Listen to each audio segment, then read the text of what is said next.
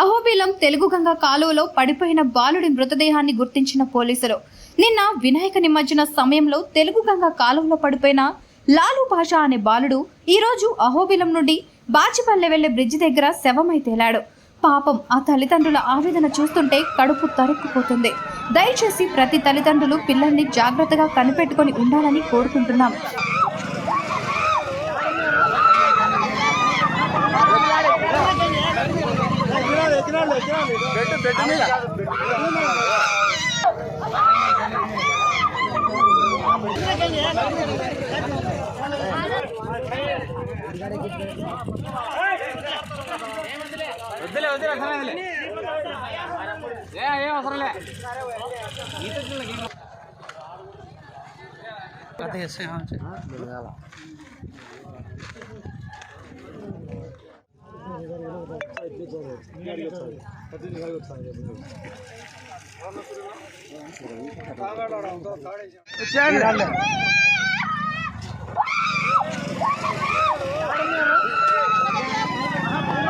ఎక్కడ